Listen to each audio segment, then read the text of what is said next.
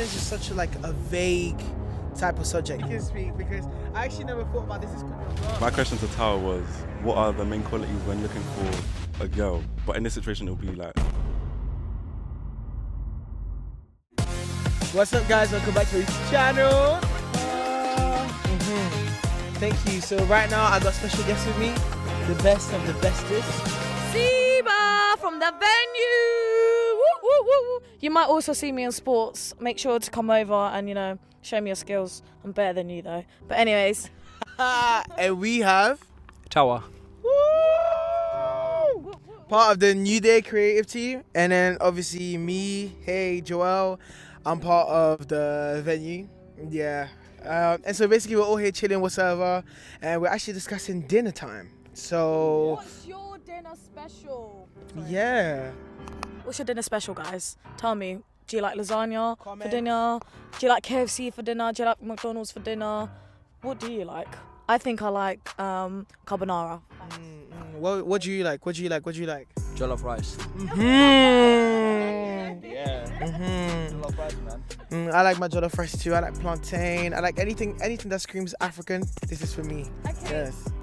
Quick question, guys. Is it plantain or plantain? Oh, the audience says plantain. It's probably because they're just African, anyways. However, you're not planting anything, are you? Exactly. That's exactly what I thought. We're talking about the McPlan burger at Mackey's. No, not the McPlan bar. What are you talking about? Plantain and plantain. So,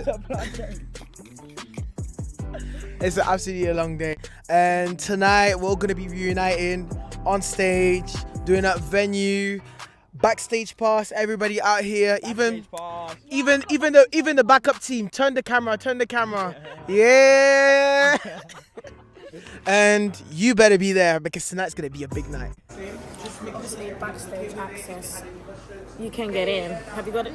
Yeah, obviously. Backstage access. Yes. Thank you. Backstage? Alright, you choose. I don't know if you can hear me, but we got backstage access to the venue and obviously we are vlogging. Come back here tomorrow for the silent disco. I loved it. I quite loved it. Okay, I gotta throw in one Christian question because obviously it's a podcast, So, what's your take on intentional sinning? Like, when you sin and you're sinning, but you just still do it because you're like, oh, I'm just gonna go home and repent.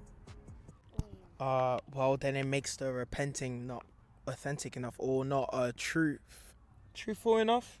Can get influenced and then find themselves in a situation where they feel like they have to sin. Does that make sense? Yeah. And I feel like intentionally sinning, I don't know. I just feel like it's just kind of like a vague. You can speak because I actually never thought about this. This caught me off guard. So we could talk about in the big top yesterday. We're speaking about Daniel 1, and one of the things was if you're feeling conviction to not do something, for example, with your friends, you should stand firm and what was the word? Like be determined. Be resolved to do things differently. Heart posture is important. If you're doing something and you feel guilt and you know that you shouldn't be doing it, Romans 12, Paul says that you should depart from that. And I think that's the problem. So if you're sinning intentionally, mezzo. But if you're conviction speaking, listen. That was a good answer. That's a good answer. Another question. All right, so this one was actually a question by David. Okay. Yeah, he was like Cameraman. the camera. What was the question? Right? All right, so my question to Tawa was, what are the main qualities when looking for a girl? But in this situation, it'll be like a man, girl, significant other, innit? Okay. Go first, Eva. So main qualities. Are we talking about in general? In general. So I'd say like, if I was to look, I'd just. Normally, it's always like everyone's always like appearance. Tall, dark, and handsome. Guys, have you heard of that one? Tall, dark, and handsome. Everyone tired of it. Okay.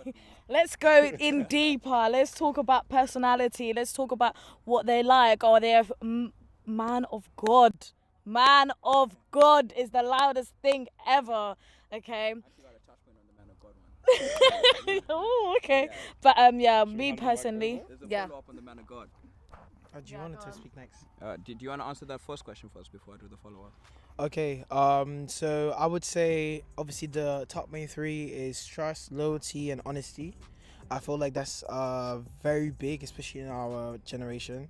And like you said, a person who has strong beliefs in God, practicing Christian, I would say, because somebody who loves God is somebody who fears God, and well, not is that a saying? I forgot what the saying was saying, but it's something like, I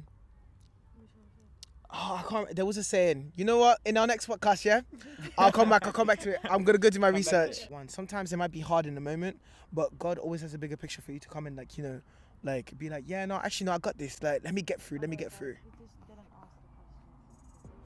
But I did that's what that quality. But it's because I lost my saying. I had to back it up. Improvise.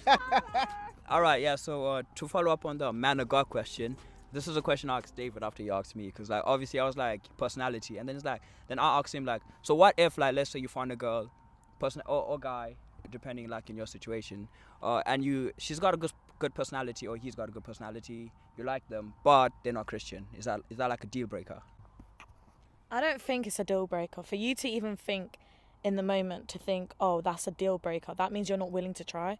Because you as a Christian person, even if you think someone's not like religious or anything like that, it's your job as God's follower to then like put it, not like force them to believe in God or anything like, but it's also to teach. It's a teaching thing. Like, you're allowed to teach other people about your religion, and then God will speak through you to them in a way, or even through to them. So I think for you to even think it's like a deal breaker, I think that's like a letdown. I think you have to go in there with open arms, especially if you really like the person as well. Like, that shouldn't get in the way at all, personally. Also, I would like, because I agree with you, and also would like to say that like also trusting God's timing. Like, God has a different timing for everybody. Does that make sense? And the time where where like the significant other, like you said, like in whether a man or woman, God will come at one point in their life, and there will be an opportunity for them to actually meet God. Especially like them already meeting you is them already a step closer, as you are a Christian yourself. Does that make sense? So everybody like has different situations and whatsoever, but their time always comes, basically. Do you want to say something? Yeah. I was just going to say, also, for the fact that you have been brought into their life already and being that person, whether you need to decide whether it's a deal breaker or not, you're there for a reason. Like, God has put you in that position for a reason. It's there for you to do something about it and not just run away from it. But yeah. I also would like to add, sorry. Yeah. No, I'm passionate. But no, I remember also last year in Newday, I was still like serving, but I was at the Youth Alpha, and I was with my siblings, and I was just showing them like what Youth Alpha was all about. And there was this story where like basically the guy was there and he used to go to church, and he had a new neighbor, and him and the new neighbor got close. And the guy was like, oh, like, why don't you come to my church at one point? But the guy obviously declined. So throughout the guy's life, like, a lot of things was happening, and he was struggling a lot. And then one day he decided to turn around and he wanted to try something new. And he went back to that same neighbor who invited him to his church, which was like, I think it was like months after he was being offered to come. And the day he actually came is a day where, like, he was touched by Christ, and like, he decided to move on to like living that Christian life. And I feel like this also really highlights the question, because it's all about like divine timing, and like not even that, but also the fact that like it cannot be deal breaker. That cannot be a deal breaker, because we're here, we're learning, and we're also here to teach. So yeah, that's it. Yeah, powerful words. Clack it.